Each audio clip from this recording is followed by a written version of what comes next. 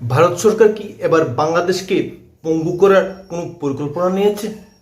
ইতিপূর্বে ভারতের প্রতিবেশী দেশ পাকিস্তানকে যখন সম্পূর্ণভাবে অর্থনৈতিক দিক থেকে কোলাপস করে দিয়েছে, ঠিক তারপরেই ভারতের দ্বিতীয় লক্ষ্য বাংলাদেশ। বাংলাদেশের অর্থনীতিকে সম্পূর্ণভাবে বরবাদ করার জন্য ইতিমধ্যেই ভারত সরকারের পক্ষ থেকে বিশেষ পরিকল্পনা নেওয়া হয়েছে বলে জানা গিয়েছে। সংবাদে জানা গিয়েছে যে ভারতের প্রতিবেশী দেশ বাংলাদেশ এবং তথাকথিত ইউনূস সরকারের নেতৃত্বে যেভাবে ভারত বিরোধী এজেন্ডা চালানো হচ্ছে, তাতে ভারত সরকার যথেষ্ট ক্ষুব্ধ এবং তারই প্রতিক্রিয়া হিসেবে, তারই পাল্টা হিসেবে ভারত সরকার বাংলাদেশের অর্থনীতিকে সম্পূর্ণভাবে গ্রাস করে দেওয়ার জন্য, সম্পূর্ণভাবে ধ্বংস করে দেওয়ার জন্যই এক নয়া পরিকল্পনা নিয়েছেন। কি সেই পরিকল্পনা? কি সেই গোপন এজেন্ডা যার মাধ্যমে বাংলাদেশের অর্থনীতিকে সম্পূর্ণভাবে বরবাদ করা সম্ভব? এই বিষয়ে বাংলাদেশের মানুষ খুব ভালোভাবে অবগত আছেন।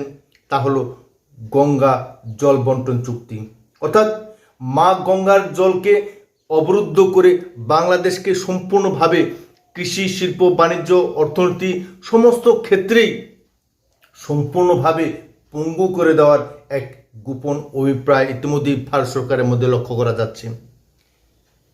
কিন্তু মৌলিক প্রশ্ন হচ্ছে, ভারত সরকার কেন গঙ্গা জল বন্টন চুক্তি বন্ধ করতে চাইছে? ভারত সরকার যেভাবে পাকিস্তানকে টাইট করে দিয়েছে, ঠিক একই পরিস্থিতি, একই ঘটনা, একই চিত্রনাট্য কি বাংলাদেশের সঙ্গেও ঘটতে যাচ্ছে?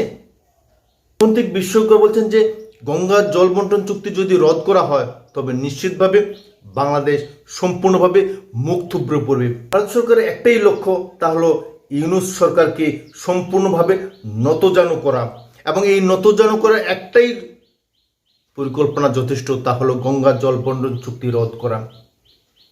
কিন্তু মৌলিক প্রশ্ন হচ্ছে, তা কি সম্ভব? আন্তর্জাতিক আইনে ভারত সরকার কি এই গঙ্গা জল বন্টন চুক্তি রদ করতে পারে? রাজনৈতিক বিশেষজ্ঞ বলছেন যে ভারতবর্ষ আজ বিশ্বের এক অন্যতম শক্তিশালী সামরিক রাষ্ট্র, অর্থনৈতিক দিক থেকেও চতুর্থ বৃহত্তম শক্তিধর রাষ্ট্র।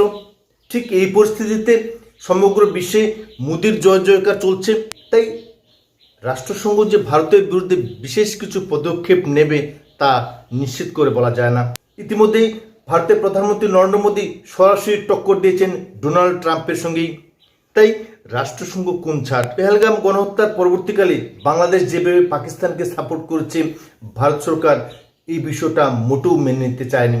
কারণ ভারতবর্ষে জলের চাহিদা অত্যধিক।